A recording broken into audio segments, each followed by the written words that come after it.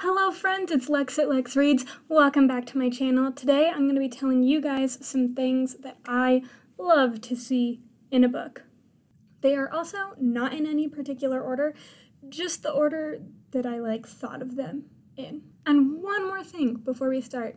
At any point down in this video, you are highly encouraged to go down to the comments and leave me a recommendation based on any of the things. So if the thing we're talking about is found family and you think of the perfect found family book, leave me the recommendation because I want to read it. Without further ado, let's just get on into it because it's a pretty long list. I think there's 20 things. The first thing, number one, is a heist. I love a good heist story, which I think is a bleed over from my love of heists in film. So an example of that would be Grim Lovely's There's a Heist in This. A book that I want to read that I'm pretty sure has a heist in it is Foundryside, which I have an arc of and never read because I'm the worst. And extra points if there's a little bit of a fantastical or science fiction element to said heist. Number two, I love a Latinx protagonist. So we're thinking Undead Girl Gang, We Set the Dark on Fire, anything with a Latinx protagonist. I think, obviously representation in our media is really important, and although I don't really look it, I'm Latinx. So I just think it's really special to read narratives that like all people, I think there's something really special about seeing myself in a narrative that I'm reading. So I love me a Latinx protagonist. Can't wait to read the sequel to this one. Number three, if done well, I like an ambiguous ending. Not always, and not in all types of narratives, but especially in things that are a little bit speculative, a little bit weird, something like Wilder Girls by Rory Power. I love to see it. I just think it's really interesting and really fun, and I just in the real world, not everything is always wrapped up with a pretty little bow at the end, so in a lot of narratives, I actually think it's really fun when we don't get a conclusive thumbs up kind of ending. Number four, a locked room mystery, but not quite. So most of the time, locked room mysteries are used for procedural dramas or crime procedurals. I don't typically like crime procedurals. I don't really care about cops or detectives or investigators. An exception to that being Truly Devious by Maureen Johnson. So what I mean when I say a locked room mystery is just that I like a mystery that takes place in a confined location where we know that one of the perpetrators was one of the people there. So we're thinking basically any kind of whodunit. Think And Then There Were None. Think Truly Devious, they're at the boarding school and it was one of them. But all those kinds of whodunits, we got things like The Last Time I Lied, they're at this secluded summer camp, so it's probably one of them. Think, I'm looking at my books. Think An Unwanted Guest. They're all locked up at this hotel with no way to get out, and then someone dies. One of them is the killer. That kind of deal. My fave. Love it. Another thing I love in books, trans and non-binary main characters.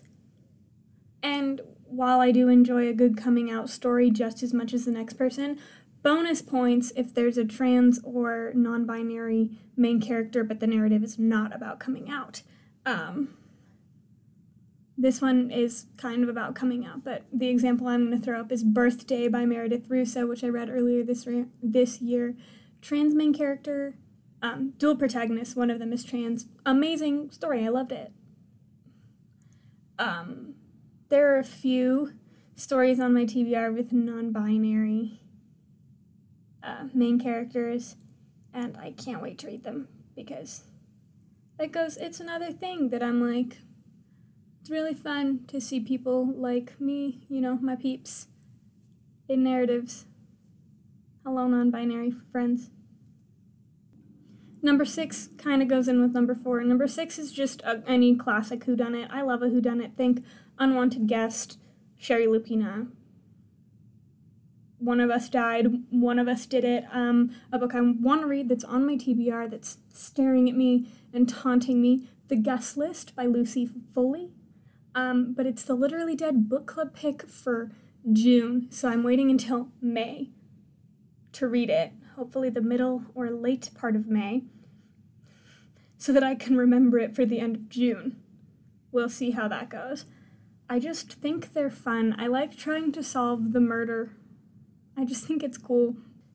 7, this ties in with something I said a little bit earlier. I like to call this queer people just living their lives, which is to say a narrative with a queer main character that is not centered around coming out. So for that one, I would say something like, These Witches Don't Burn. The main character is a lesbian, but there's not really like the coming out moment. She's just a lesbian in the midst of a witchy murder mystery, navigating dating. So we love that.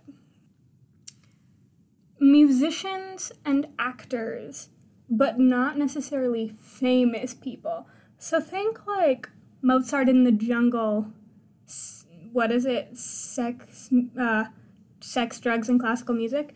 That book, or like anything that chronicles like a musician or an actor or a dancer, like a performer, but not like a celebrity. I don't care quite as much about celebrities.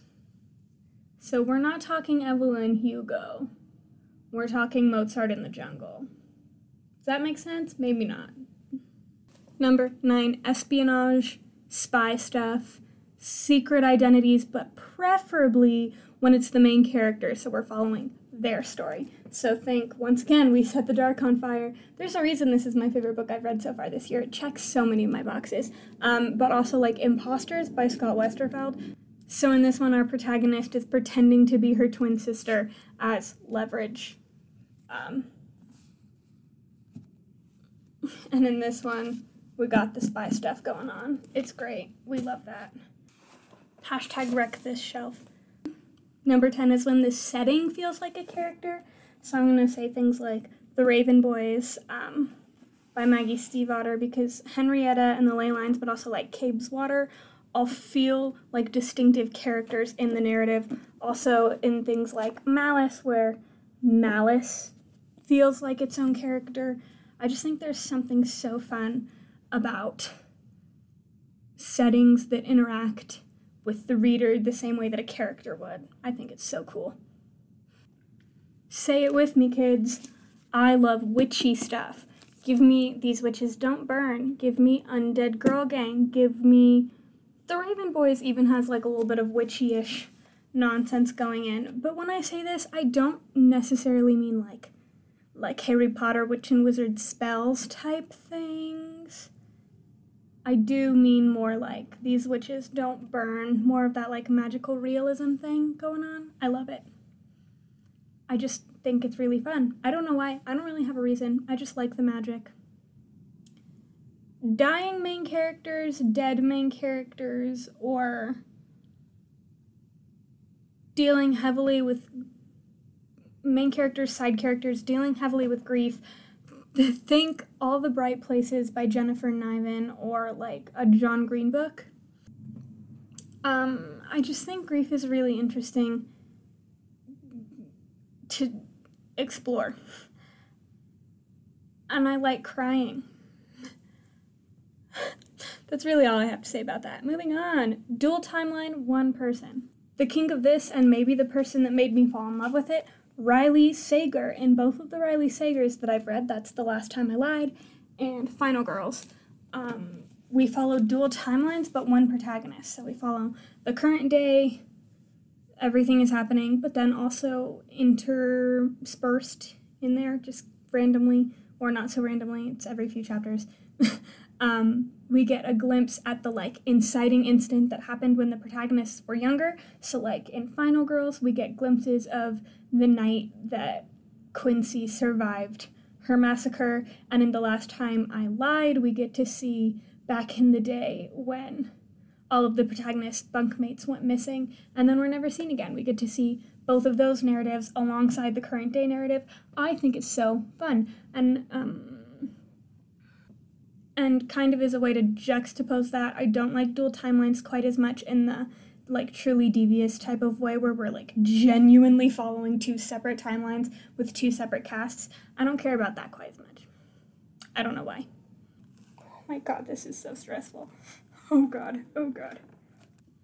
Another thing that's pretty new on my list, body horror. So think like Undead Girl Gang has some slight body horror. Wilder Girls is basically entirely body horror.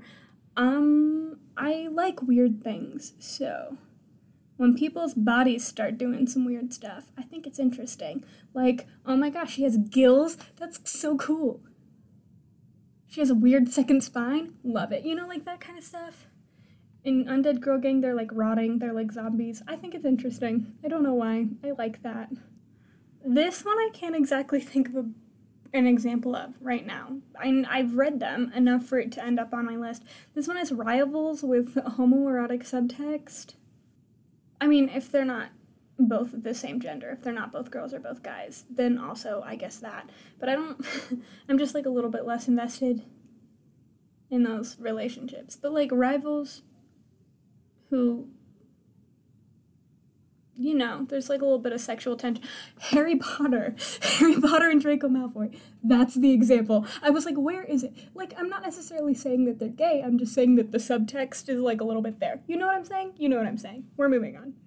Books that pose bold or strong ethical questions. I'm not going to get this one because it's at the bottom of a very large stack. Think like the Uglies series by Scott Westerfeld. I think most dystopians do this. Rock by Anita Sunday poses some interesting ethical questions. That one is about step-siblings that fall in love. I've heard a lot of people have told me to read Forbidden. It's on my TBR. It's on my like list of things I want to read. I don't know how I'm going to feel about that because like it makes me feel a little squicky, but that's kind of the point. And I think it's interesting to like address the taboos in my brain. I like that. Poetry collections or books told in verse, I think is really fun because I love poetry.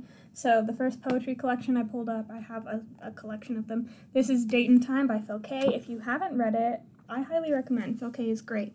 But also, the only book I can ever think of when I think of books in verse is I Heart You, You Haunt Me, which I own a copy of, but that's also at the bottom of a stack, and I'm so lazy, you guys.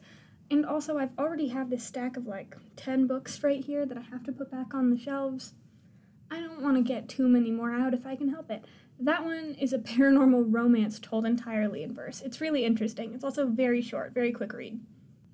I like when books have characters that are avid readers or writers. So think my favorite character in Truly Devious is Nate, who is an author. I would probably love Fangirl by Rainbow Rowell. I haven't gotten around to it. It's on my list. I own it. I just haven't read it yet. But I just like it when the characters like to read and or write because they remind me of me. Am I self-centered? I don't know. Probably. Next one is mutual pining or friends to lovers. Listen. There's something so sexy about the tenderness. It's about the tenderness. And I've talked about this in a few videos, especially vlogs, when I like rant about couples, like ships that I really like versus ships that I really don't like. In a lot of experiences, the difference is the tenderness, it's the pining, and it's the longing. So this goes along with that. I can't think of one, but it comes up a lot in books that I read, and I like it. So mutual pining. Friends to lovers. Friends to lovers, we could even think like Peeta and Katniss, I would say. It's like rivals to, like acquaintances to rivals to friends to lovers. They have a very interesting arc, but that'll have to do because I can't think of anything else, which is weird because whatever. People being emotionally haunted by dead people. And I say emotionally haunted because I think that's an important distinction. While sure, I also think people being physically haunted by dead people is fun. I think it's more fun when it's a little bit psychological. So once again, let's think The Last Time I Lied by Riley Sager. Our protagonist is being haunted by her cabin mates who went missing and were never seen again while she was at summer camp as an adolescent. And as an adult, she's still like they're always there in her brain, and she like paints them, and she, like, sees them, and, you know, it's a whole thing. Haunted, but mentally. Found family, or strong-ass friendship groups. It's really my favorite thing. So think the Raven Boys, Maggie Stiefvater, Wilder Girls, Rory Power. You knew it was coming. You knew, if you know me, you knew it was coming. All for the game series. It's honestly the found family, close tight friendship group, my favorite trope that exists, I think. Like, favorite. All time. The 100% OG. We love it. We love to see it. This next one is another one. Really opinionated third-person point of view narrator. So think, once again, the All for the Game series. It's like third-person limited. This happens a lot with third-person limited, where we follow, like, mostly or specifically one person. So think, like, Series of Unfortunate Events has a very opinionated third-person narrator. The All for the Game series. Harry Potter, the Harry Potter series is like that. I just think it's so much fun when the narrator gets to be their own character, even though they're not, like, technically a character, you know. Oh, well done, forbidden romance. Usually queer, if it's my preference. That's another one that for some reason I'm drawing a blank. I don't know. This one is one that I actually think a lot of people don't love. It's in thrillers specifically, but I mean sometimes fantasy and contemporary, but like usually thrillers, where there's this like big secret or big past event that is like looming over all of the current events of this story, but the reader doesn't know what it is yet. And you don't find out usually until like the midpoint or the 75% of the way through the story, when it's like a bombshell. And the reason a lot of people don't like this in thrillers is because in thrillers specifically, they do this thing where they bring it up like every chapter. They're like, except if anyone finds out my secret, the world will end. And I'm always like, bitch, shut up, okay, calm down. But it doesn't bother me as long as the reveal is good. So once again, let's think like The Last Time I Lied has that like big secret that we don't know until about the 75% mark. What else? I think The Perks of Being a Wallflower does this with Charlie's deal with his aunt. It's hinted at, but not in the same, like, heavy-handed way. That one is definitely more subtle. But the trope or the, like, idea that I like behind this is the, like, discovering the truth moment. That is what I like. I like as a reader when I get to that moment and I'm like, oh, oh no. Love that moment. It's a great moment. Creepy houses or creepy settings in general, but specifically like creepy houses. One that I'm excited to read that everyone always says is like the Bartholomew, I think it's called, in Lock Every Door, which I'm reading in May. It's happening. We're finally getting to Lock Every Door, and I'm so excited. Lock Every Door, Riley Sager, things like that, where there's like a little bit of a haunty element going on. I think The Turn of the Key also, I think, has this going on. Do I have any on my shelf right now? I used to read a lot of paranormal when I was younger, so I used to read a lot of, like, real, like, legit haunty things. Yeah, like, I'm looking down at, what are they even called? They're Elizabeth Chandler's, like, novella books where there's, like, two together.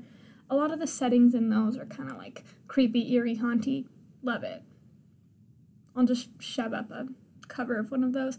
Hot take, these were some of my favorite books when I was younger, and I haven't reread them since I was in like middle school, but I refuse to get rid of them because I used to like obsessively reread them. One of them, The Spine, is like, it's like how Malice is. You know how you can like see lines in it because I've read it so many times?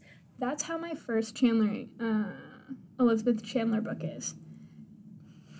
And I need to reread them because they're so much fun. Haunty things. And finally, we have, like, games. So once again, let's say, like, The Last Time I Lied by Riley Sager, which has this very strong element of like two truths and a lie, keeps coming up a lot. There are other ones that I've read that I just don't know what they are. But there are a few things on my TBR that are also game-like. A good couple of those are recommendations from Kayla at Books and Lala, because that's another thing that she really likes in her books. And me too. I love that. That's it. That's all I've got for you. Also, just in general, I love realistic fantasy. So think, how many times can I say it in one video? These Witches Don't Burn, The Raven Boys, those kinds of fantasy that are like heavily built into our world. Alrighty, thank you guys so much for hanging out with me. I had a blast. Ooh, hiccup. It was a good time. I will see you tomorrow. Like I said, be sure to go down below and leave me any recommendations based on any of these things that I like, and also maybe let me know which thing your recommendation has, because honestly, I would love to read it. So I will see you guys later. Goodbye, friends.